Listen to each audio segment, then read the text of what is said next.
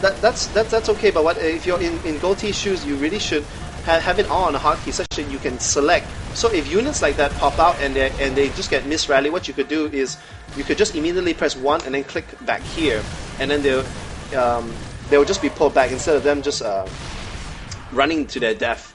But this is actually a very nice spread by Pop, and right now he's just slowly withering away at him. He is getting his expansion up, but he is not transferring any of his work. Is actually super oversaturated in his main. But right now he does have the firm upper hand. It is 4 tanks against 1, and this tank doesn't even have siege quite just yet. Siege is just starting, and we should see Goatee tap out here in a second because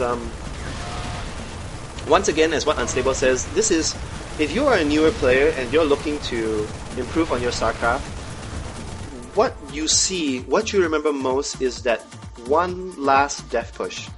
That one last death push, and that sticks in your mind. And you're like, oh crap, I need to defend against that. But actually, no, it wasn't that.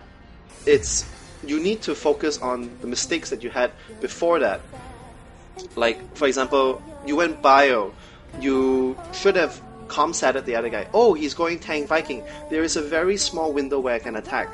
Make sure I get stim, make sure I get one attack, and then throw everything into the attack. You might even want to bring SCVs, because you must remember, if you were to go from that and go back into tank Viking, which is what he tried to do, try to make this transit, you would be so far behind you would actually lose the game. So if you chose to go bio against tank in TVT, then you might as well put all the effort into breaking him at that point. And Goatee was so close to breaking it, like so close to breaking it. But here we are gonna go into the next game, and it's going to be Ian once again versus Cringe. And Pothead wants to join the game. Sure. Okay, I'm going to write my real ID in se2c.com. So if you want, you guys can add me. And when you add me, then you're going to be able to see when I'm in the game. And you can join my game, so you can spec. Okay, but without further ado, let's go into game 3. This is going to be Cringe against Ian, HDPhoenix, signing out. Well, not signing out, but more of like going into the intro.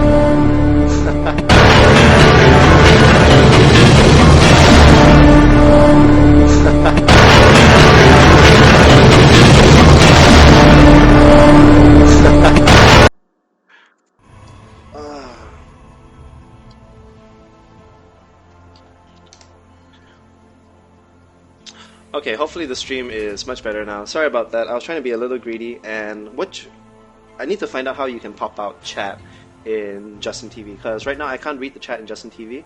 And I was like, okay, let me pop into chat and see how's everyone doing. And then the sound from the chat, the sound from the stream was looping into my XSplit, and was causing that massive. Sorry about that. I know your eardrums completely popped. But it does look, we are on Jungle Basin, and it's going to be Ian versus the Pink Protoss Cringe. And nothing too out of the ordinary. We do see the very standard barrack, supply depot barracks gas, and this probe is seeing everything. So very, very good scouting here by Cringe. A little bit early for that scout, but again, at Bronze, Silver, Gold, not a big deal. The main thing is you need to focus on the big things. Do I scout well? Do I know what is he building? Am I making the right counter? Am I making enough workers? These are the main things you need to worry about, and both of them are very, very diligent on their workers, constantly making them. We are up to 14 workers apiece, and I love the way Cringe is just basically sending his probes up over and over and over again, just distracting Ian just a little bit, and that probe is just going to stay alive until this first Marine comes out, and actually Cringe is going to pull his probe back before the Marine does kill it. Similarly, Ian can keep his SCV slightly longer inside his base because the first unit that can come out by the Protoss would be a Zealot, and the Zealot, very sadly, moves slower than SCV. Now, I have no idea how a worker moves faster than a Protoss Zealot in a power suit, or a Marine in a power suit for that matter. But that's just balance. So we are going to see actually Cringe pulling just a little bit ahead because he does have that Chrono Boost. And right now, Ian is going to see the second gateway come down by Cringe. So he actually still right now doesn't know what kind of pressure it is, because 2 gate is essentially what you need to make enough units to hold off any form of early pressure if you want to expand.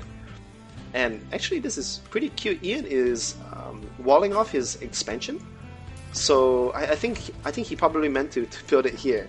But once again, against if you're not playing a Zerg, it is, as Unstable was saying, you might want to not wall off. Oh, he is actually going to wall off with a bunker. But again, if you're on Bronze, Silver, Gold, building placements, build orders, timing attacks is not what you should focus on. You should focus on the big things, the broad strokes, as Day9 would say it.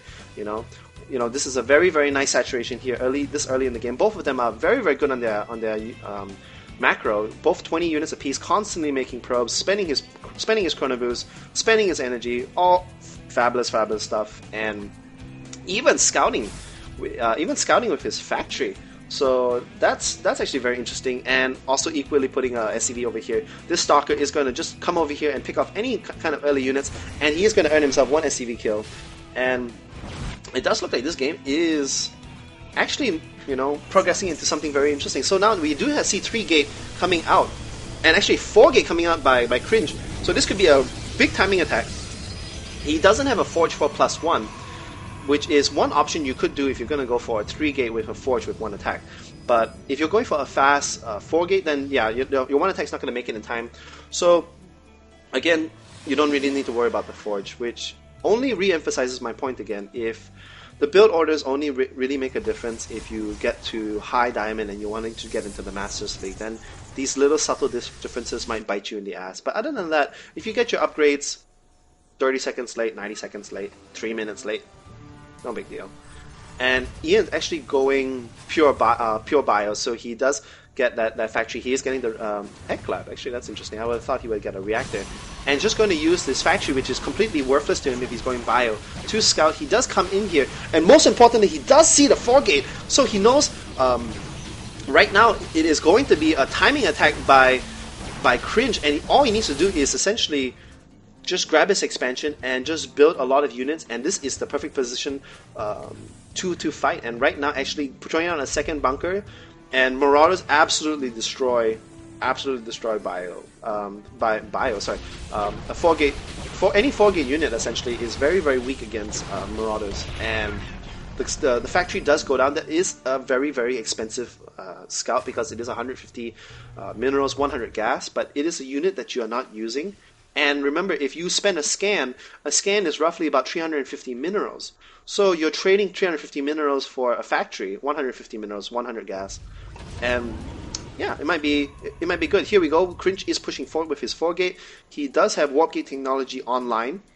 He should be chrono boosting, spending all his chrono boost. He's up to 78 chrono boost. So warp in another set of units, chrono boost the heck out of it, and he should be absolutely fine. So there we go. We are getting more zealots in. He should be using the chrono boost on his warp gates, and here we are going to have a push, but that is just way too many units by Ian. And right now he should back up right now because he does see it, and he is going to sacrifice one and that zealot's like, whew, man. Now the thing is if you were to cut two Marauders here and make a command center, I would put the lead firmly in Ian's spot, and that just comes down to experience, because remember the broad strokes, the broad strokes. So you did your scouting with the factory, wonderful, brilliant. You saw he's going 4 gate, okay, I get 2 bunkers, enough. Maybe if you want to be careful, get a 3rd bunker. Build enough units to stop it, and then you're essentially ahead because he sacrificed so much economy to go for that 4 gate push. Okay, if you're ahead, let's get more ahead. Let's get an expansion. Let's get some more supply depots so I can build. Or let's tech up.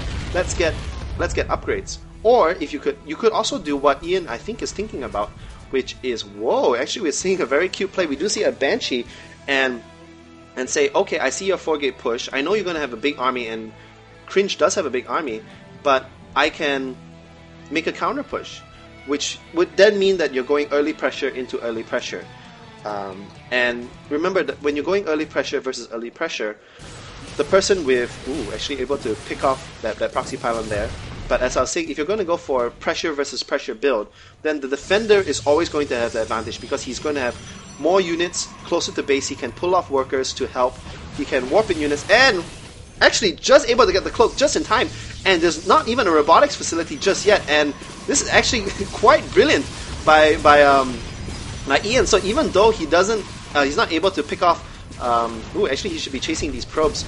But even though he is not killing any units right now, he is delaying the mining time. And actually this Banshee should be moving, but actually I think Ian is going to be completely distracted by his bio army, and actually they're up the ramp right now, so there's no more defender's advantage, and actually the force fields are helping these Marines and Marauders, and they're actually tearing away at these Zealots. You should actually be not moving, but just attacking, and right now the Zealots are being very, very good meat shields and doing a lot of damage. The units are streaming across, and Ian needs to pull back right now, and right now, he has so many reinforcements, and what I would have actually said would be, once again, it is all about the broad strokes.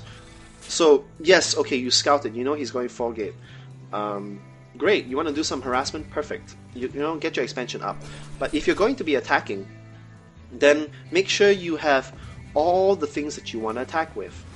Make sure you have stim. Make sure you see, the thing is he has shells for his Marauders. He has combat shields for his Marines, but no stim. Stim of all the 3 upgrades of your bio is the most important. So always make sure you get the broad strokes. Make sure you get all the big things, and then push. And then if you come over here and you didn't micro well, or you got unlucky with force fields and everything, doesn't matter. Doesn't matter.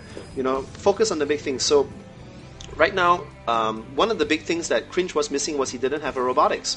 Brilliant. You went for a Banshee, and it did significant damage. Perfect. Love it. But attacking like that when your reinforcements was across the field and then you attack with half your army without stim, not so good. But coming back into the game, we'll see what... actually Ian is transiting into Ghost, because why not?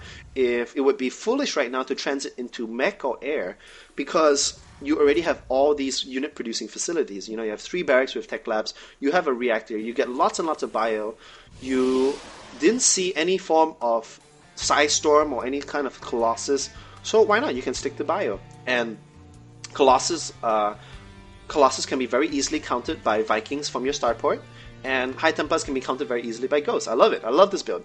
So, but right now, looking at the Harvest account, and it's been on Harvest account for a while, I apologize for that, and it is 42 against 33. Again, not a big fan of that. We are 14 minutes into the game. If you're on 2 base, you should constantly be making probes. Right now, he is constantly making probes, but he is behind. And you should really, as Unstable was saying, see your SCVs bounce back and forth. Like over here, you can see the SCVs running back and forth. So that's good. This is, I would say, a little slightly oversaturated, but, you know, great. You know, let's focus on the big things. And one of the big things, as I keep saying, is scouting. Scouting, and then seeing what your enemy is doing, and then making the appropriate response. So what I would give bonus points to Cringe right now is he has a robotics facility, and I was just about to say, and he has a Twilight Council. If he sees this bio, he has a choice. He either goes Colossus or he goes High Templar. But if this observer really should be going to see this unit composition, and yeah, so it doesn't matter because he's already built the appropriate content to bio. He's getting some Colossus, and he should be fine right now. Looking at the armies tab, actually 3,700 by the Terran Ian, and only 2,006 by the Protoss. Let's look at the unit composition: 8 Zealots and 8 Stalkers and 2 Immortals against 22 Marauders and 29 Marines. And do the Marines have stim? Yes, the Marines do have stim. They have combat shields. They have no attack, which I'm a little bit frowny face about. Because if you're going pure bio and it is 16 minutes into the game, that's another one of the big broad strokes that you should be focusing about. You should, you have lots. You just sacrifice 1 medvac and get 1 attack. It's so awesome. But right now, once again, the scouting is done by Cringe. He does see this death push. Actually, this is basically all in by Ian. He's taking enough SCVs to tank for the Zealots, and remember, every single SCV is the same health